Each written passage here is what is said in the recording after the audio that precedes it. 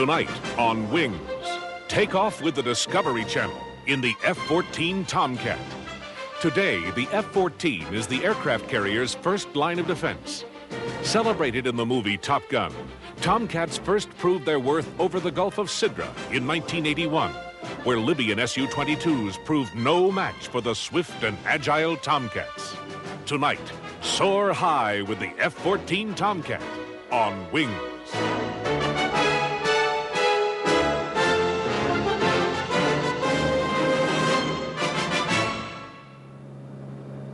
On the 25th of February, 1979, the Russian warship Minsk slipped through the Turkish Straits and into the Mediterranean. Classed as a cruiser to comply with Turkish regulations, the Minsk was nonetheless an aircraft carrier. But its comparatively small size and total commitment to vertical takeoff warplanes gave Western analysts a chance to study Soviet thinking on naval aviation.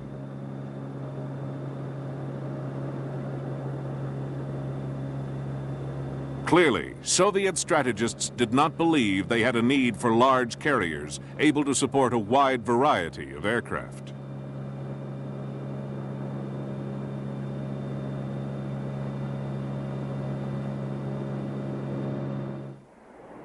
American thinking, on the other hand, has gone towards the development of massive carriers, often nuclear-powered. These, the largest of man's mobile creations, are able to convey and support several different types of aircraft.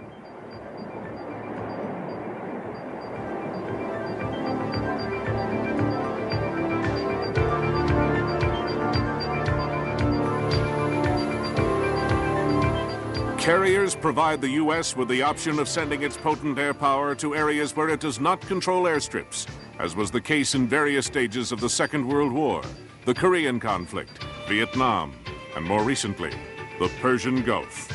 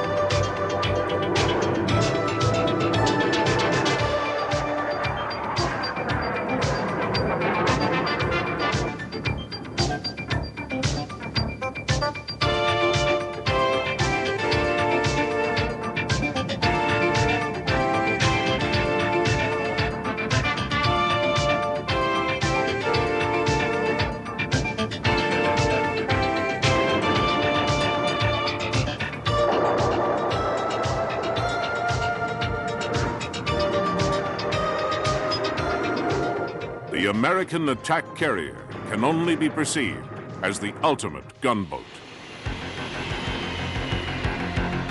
But if an aircraft carrier is to provide the weapons, it is also an inviting target. With up to 5,000 lives and an almost irreplaceable amount of technology, aircraft carriers are vulnerable to aerial attack. To counter this threat, the United States Navy relies almost entirely on one remarkable aircraft, the Grumman F-14 Tomcat.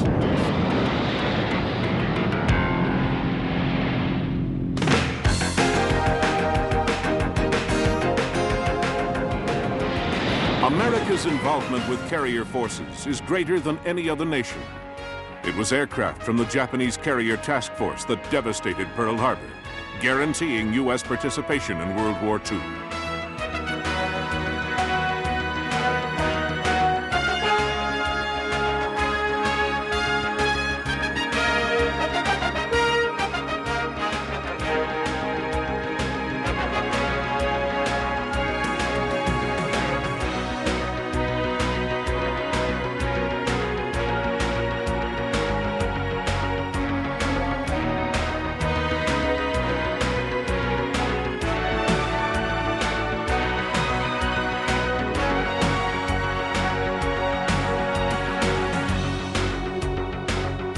It was only from the deck of the carrier Hornet that Jimmy Doolittle was able to lead the B-25 retaliation attack on Japan. Although the attack caused little damage, it broke the myth very early in the conflict that the Japanese homeland was beyond Allied reach.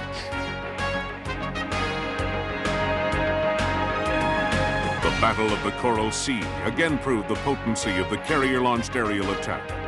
But it was Midway that was to prove the greatest carrier-against-carrier conflict. It was the American victory there that would set the trend for the remainder of the war.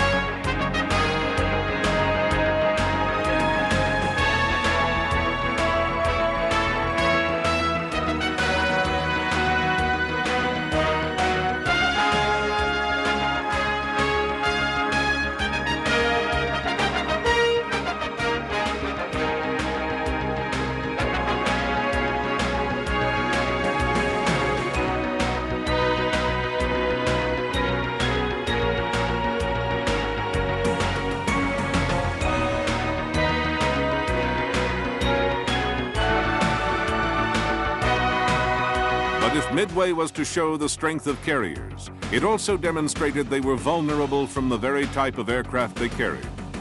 Since that time, it has always been the threat of aerial attack that has been uppermost in the minds of carrier commanders.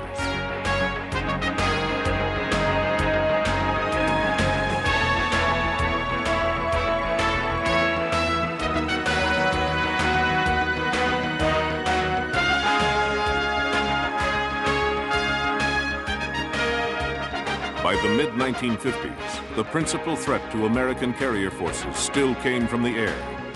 Russia had developed long-range maritime reconnaissance bombers, such as the Tu-20 Bear. Powered by massive turboprop engines driving counter-rotating propellers, the Bear was not fast compared to fighters of the time, but could carry supersonic anti-ship missiles, which could be launched with devastating effect.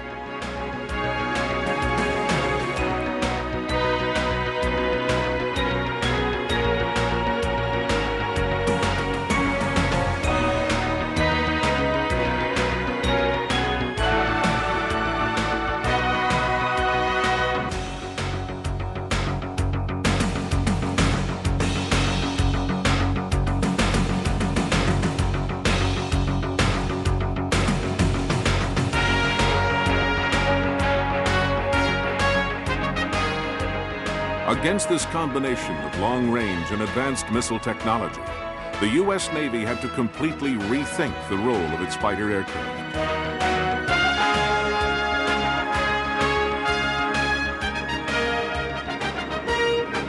To counter the Soviet threat, the Navy had to develop a very special aircraft, not a fighter in the tradition of previous conflicts, rather a long-range, all-weather interceptor.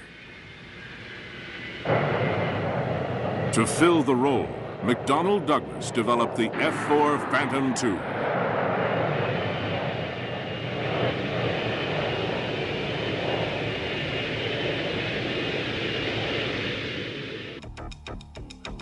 The F-4 Phantom II was a massive plane for its time. It provided the speed, altitude, and range that would keep missile-carrying aircraft at a safe distance. Its most important feature, and a break from previous convention, was the use of two crew members, a pilot and a radio intercept officer. The RIO provided the pilot with valuable radar and target tracking information.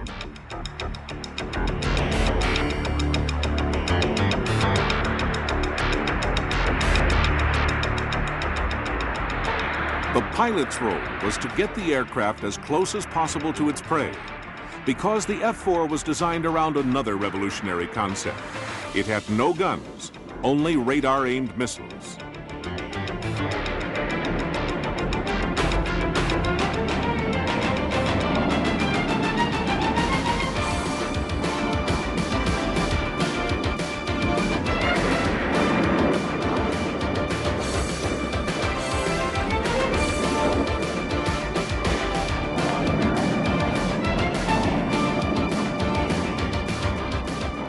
The Phantom not only proved a successful aircraft for the Navy and the Marine Corps, but was also adopted by the Air Force for a variety of fighter, reconnaissance, and ground attack roles in Vietnam.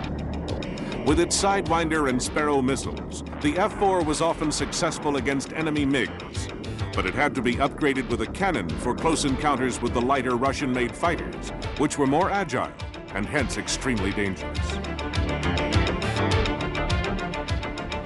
Intelligence data gathered on the improvements to Soviet cruise missiles and their launch from aircraft, ships, and submarines continued to worry U.S. naval strategists.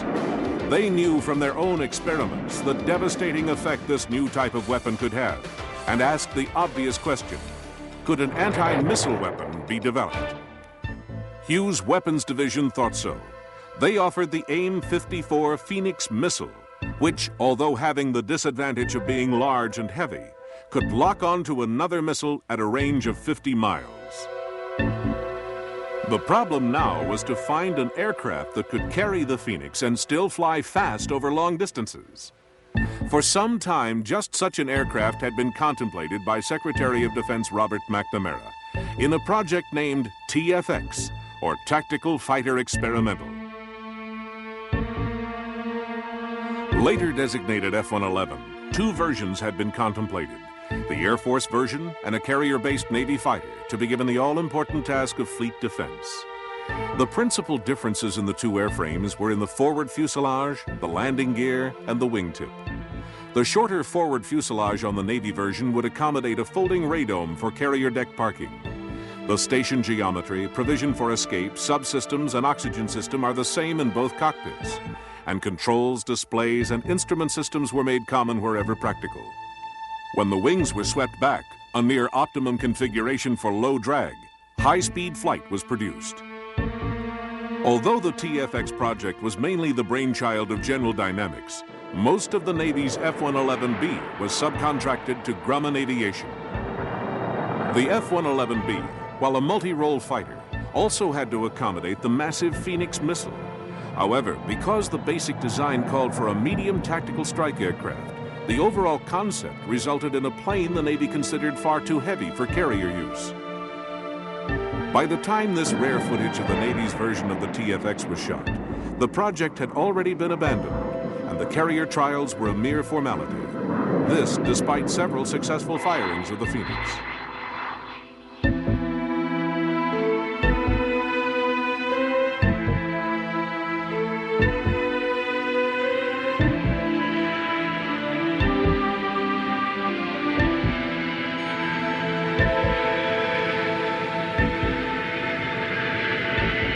The principal problem of the F-111B may have been the inability to reduce the aircraft weight below 80,000 pounds. But there were also other problems, including the undercarriage, side-by-side crew position, and a general lack of pilot visibility on landing. At no stage was the Navy, with its special needs, optimistic about adopting a fighter, which in every other way was an Air Force bomber.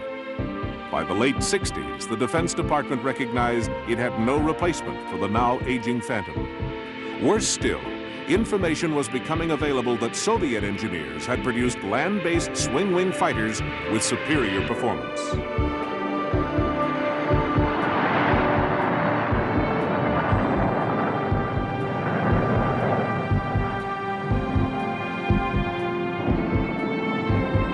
The problem was summarized in 1968 by Admiral Thomas F. Conway. There is the ever-present threat from surface to surface or surface to air missiles, from either shore stations or missile-carrying Soviet ships. The basic problem is that our stable of Navy fighters to meet these threats is rapidly losing its edge. Our F-8 Crusader was started in late 1952, over 15 years ago. It became operational 11 years ago. Our F-4 was a clearly superior fighter when it became operational in 1961.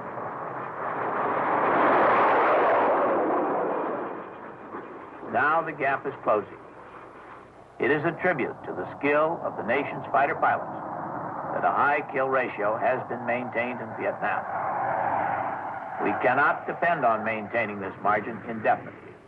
The time has come to equal the skill of our fighter pilots with a far superior fighter aircraft, one that will be superior now and for the next 15 years. With vast experience gained from the F-111B, Grumman had already made moves to produce a suitable defense fighter to fill the void described by Connolly. Grumman experimented with a variety of models and weapons formats to try and produce a concept that could both act as a dogfighter as well as a fleet defense fighter. Their Model 303 clearly filled the requirement.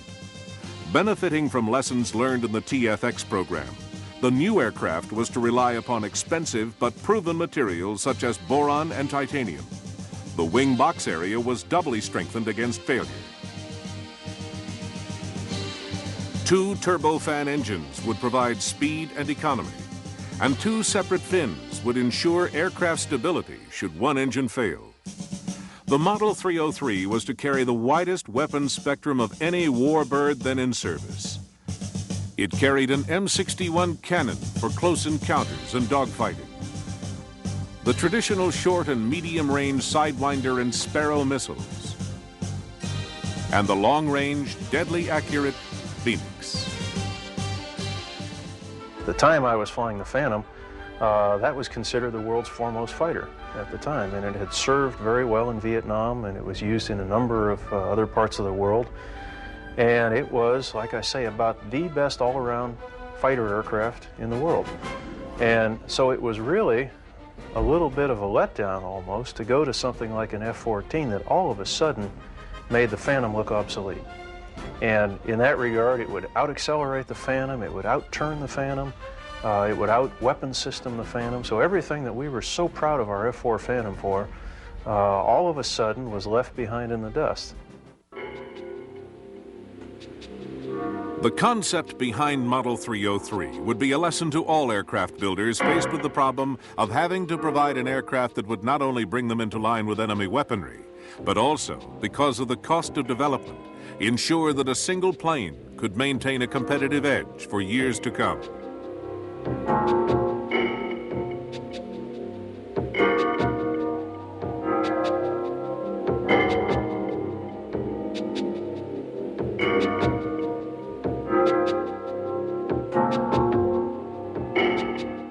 By the 21st of December, 1970, the prototype now referred to as the F-14 and named Tomcat was ready for its maiden flight at Calverton, New York. Test pilots Bob Smythe and Bill Miller had to wait all day for final adjustments. It was only in the late afternoon and with the threat of snow the following day that they finally got aircraft number 1 into the air. The flight only lasted 10 minutes and was generally uneventful.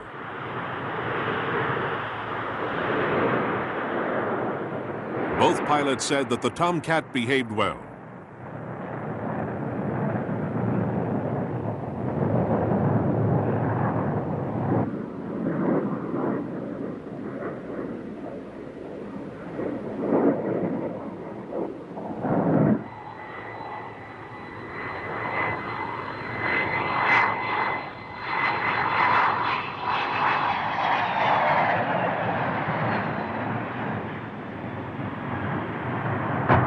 The next day, the weather turned nasty.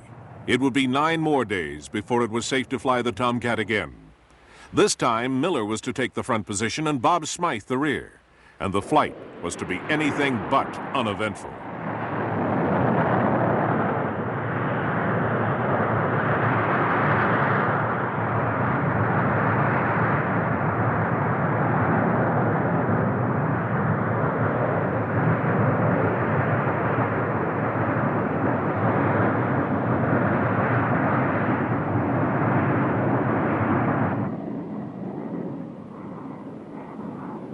Prototype number 1 had not been in the air long when its chase plane noticed what seemed to be smoke coming from the aircraft. In fact, it was hydraulic oil leaking under pressure. Within minutes, all of the control surfaces of the plane ceased to function as the pilots made their approach through the cold morning air.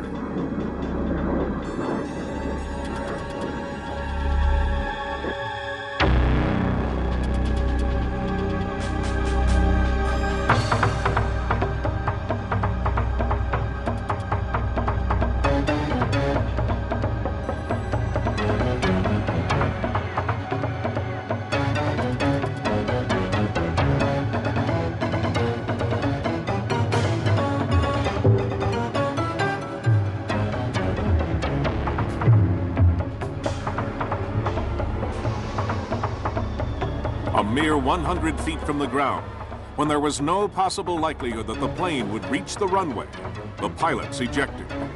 4 seconds later, prototype number 1 ceased to exist.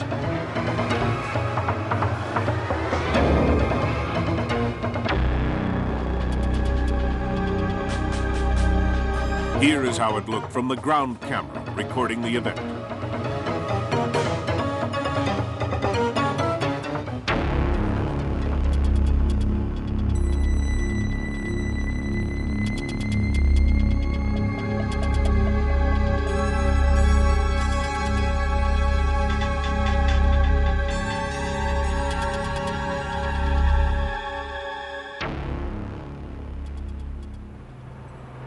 In late August, another aircraft, originally scheduled as number 12, now redesignated 1X as a replacement of the ill-fated original prototype, was wheeled out of Grumman's Calverton plant.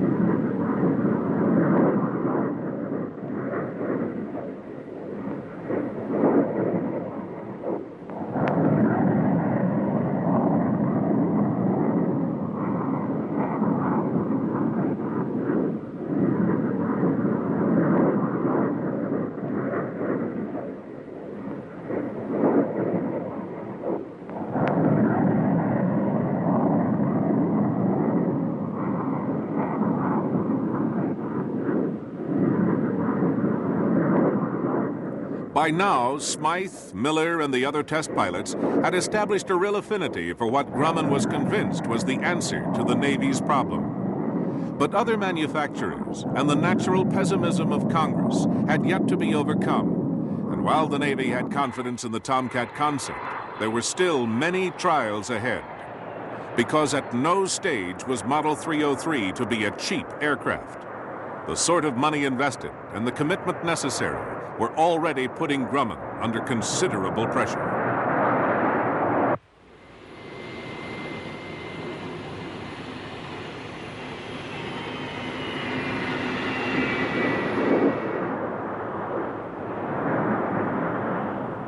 Throughout 1971, ground-based testing of the first prototypes continued. These aircraft were put through severe testing when little was known about how they would react. Here is prototype number 2 with a complete ordnance load, achieving the almost unachievable.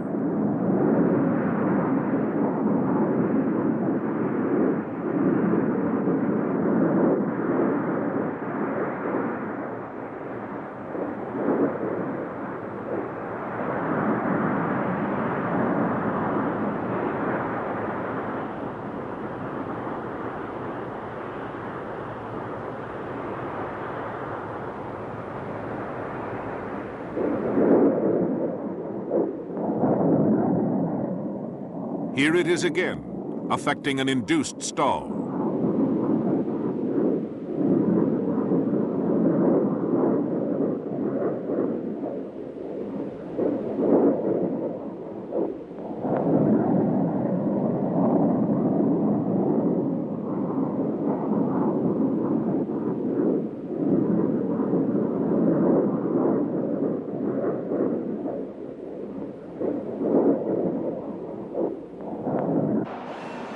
Throughout the entire prototype program, several aircraft were made with no intention of ever being flown.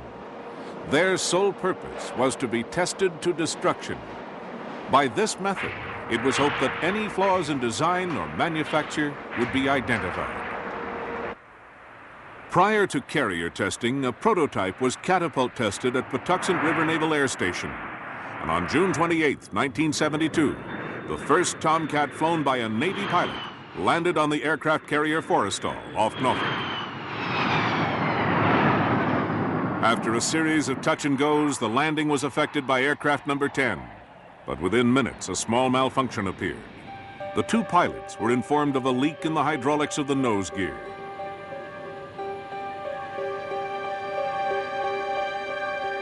On hand as a minor adjustment was made was Bill Miller.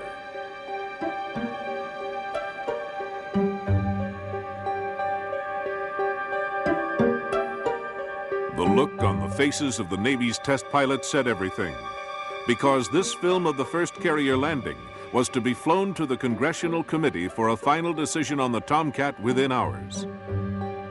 As it happened, the committee gave the project full endorsement, but elation at Grumman was short-lived, because just 24 hours later, Bill Miller's luck ran out. Flying this same aircraft, he made a minor technical oversight that cost him his life. You bump into a lot of situations out on the carrier where there is not a cut and dried set of rules, and there's not a cut and dried set of policies that say the carrier guarantees me that I will have these conditions on landing. You're going to go out there and you're going to fly, and when you come back, you're going to look for where the carrier is supposed to be, regardless of where they told you it was going to be. You're going to look for where it really is, and then whatever the conditions are, you're going to land on it. If you come back and the weather doesn't suit your minimums, it really doesn't matter. That's the only place you have to land. And so therefore you may have to bend the weather a little bit. That doesn't happen often, but it's an example of the sort of difference that you see between the way the Navy has to operate and the way the Air Force has to operate. By late 1972, full-scale production of the F-14 was in progress. The Tomcat was no longer a prototype. It was now the Navy's fighter of the future.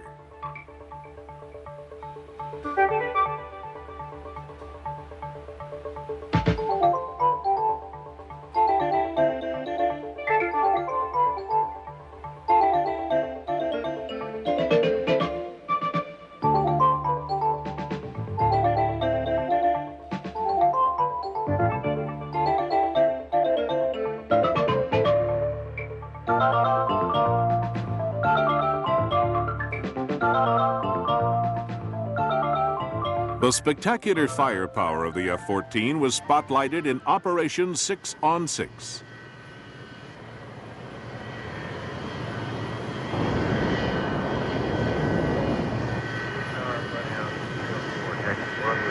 Storming area.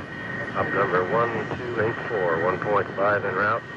Alternate will be China Lake 0+20. 204, taxi runway 21. Magoo altimeter 3004. Time 1440, straight up.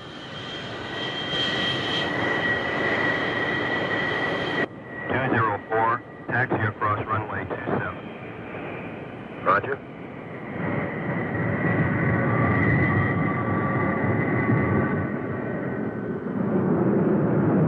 Tower, blow down 204 is ready for takeoff. 204, the wind is light and variable. Switch assigned departure control frequency. You're cleared for takeoff. Magoo departure, blow down 204 airborne, squawking 4000. Roger 204, come starboard 2240. Roger, coming starboard 240.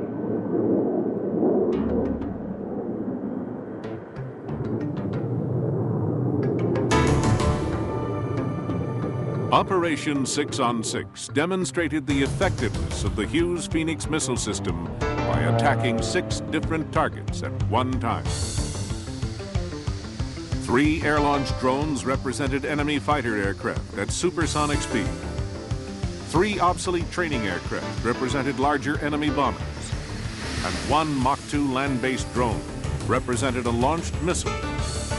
They were sacrificed in the cause of presenting the Tomcat with an array of targets. With a Navy crew at the controls, each of the 6 targets were individually identified on the radar scope and allocated a Phoenix. Box 1. One's away.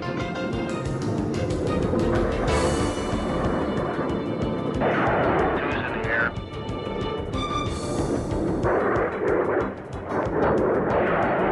Three's in the air.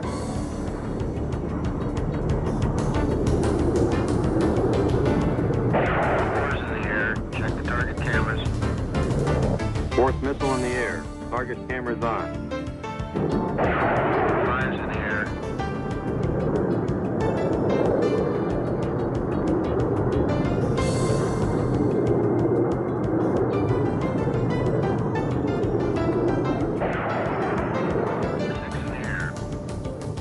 At one time, all 6 missiles were in the air, streaking towards their individual targets.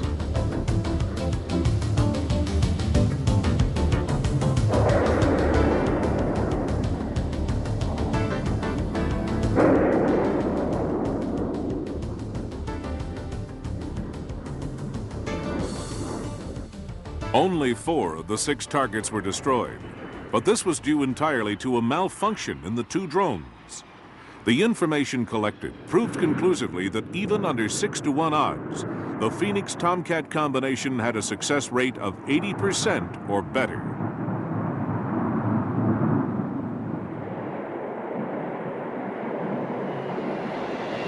The first 2 carrier-based Tomcat squadrons were the VF-1 Wolfpack and the VF-2 Bounty Hunters. With their induction, the Navy now had in one plane an answer to the missile threat and an advanced dogfighter.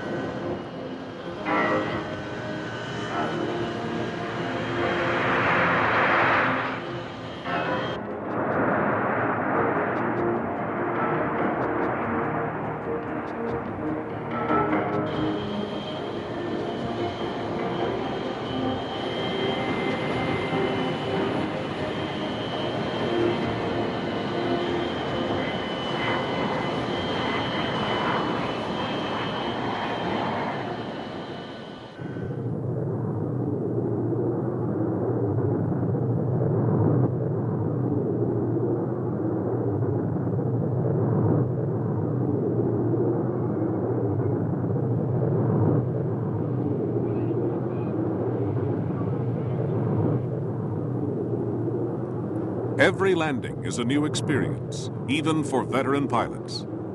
Placing 80,000 pounds and $40 million worth of high technology onto a few hundred square feet of deck takes its toll on men and machinery alike.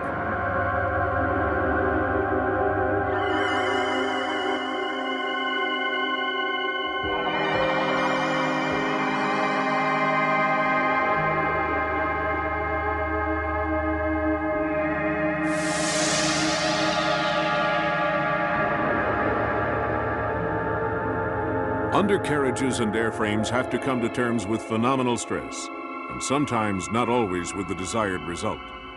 Here, a Tomcat hits the deck of the Forrestal, and the landing gear gives way. Still containing fuel and probably armament, the aircraft effectively blocks the landing approach to all other aircraft and must quickly be removed.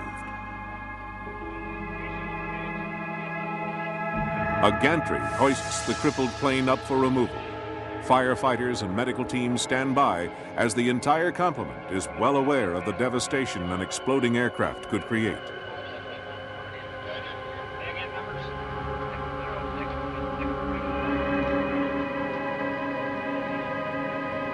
Finally, the plane is secured, a source of jubilation to at least one member of the deck crew. The Tomcat's major role should never be considered as an aircraft alone. It is a combination of airframe, avionics, and missilery. The components come together to form a lethal package, a complete weapon system. The F-14 carries the Phoenix missile as one of 3 missiles that it can carry. It carries the Phoenix, the Sparrow missile, the Sidewinder missile, and then it has an internal gun, has a Gatling gun cannon that the F-14 carries. So it has a very wide range of missiles. The Phoenix is the weapon system, is the missile that really gives the F-14 what's called a fleet defense capability, where it can really augment the capability of the carrier to defend itself. Miramar Naval Air Station is Fighter Town, home of the famous Top Gun fighter pilot school. Here, crews are given the opportunity to pace their F-14s against aircraft from aggressor squadrons. These aggressor aircraft are specially modified to resemble the flying characteristics of potential Soviet adversaries. Here, a crew flying a modified A-4 Mongoose pits its skills against the crew of an F-14 Tomcat. Although only an exercise, the doctrine of these engagements is train like you fight, fight like you train. But the Tomcat's also made to win when the game is real, as it was over the Gulf of Sidra in August of 1981. With the carrier task force testing Gaddafi's line of death in the Mediterranean, tensions were high. On August 19th, the patrolling Hawkeye detected 2 fighters traveling at high speed towards the carrier John F. Kennedy. 2 patrolling Tomcats were sent to intercept.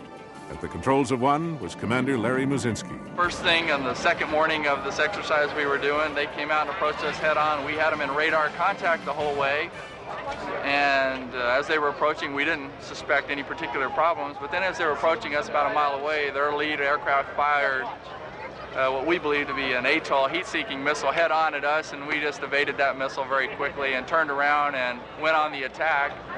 Which our rules of engagement at that time, President Reagan had just changed the rules of engagement, said if you're ever fired at, you can return fire and protect yourself, and we'll talk about it later, which is exactly what we did. We passed them head on at about 600 miles an hour, did our 7G reversal turn and got behind them, and my commanding officer, who was flying the other aircraft, shot one down, and I shot the leader down, and the whole thing, from the time they shot till the time we had both of them down, was 44 seconds long.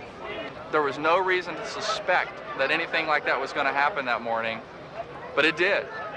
And therefore, you do revert into this reactionary mode, and you start thinking, okay, I've got to do this, I've got to do that, the next step, the next step, the next step, and you do it. And we did everything we had trained to do. The results were exactly what they were supposed to be.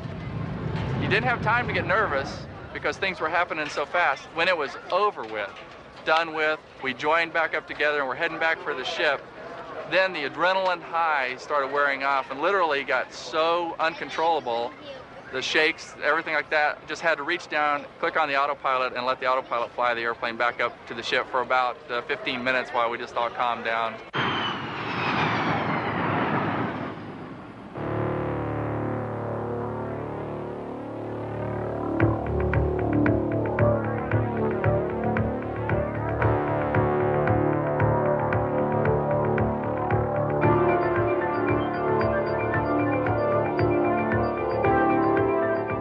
With the assistance of fleet refuel, American carriers can be replenished and kept at sea for months, enabling naval strategists to bring aerial firepower within range of trouble spots anywhere in the world. The Second World War, Korea, Vietnam, Libya, and now the Persian Gulf have all demonstrated the importance of this flexibility. But it's only with the Tomcat that the Navy can be sure that its floating runways are impervious to attack.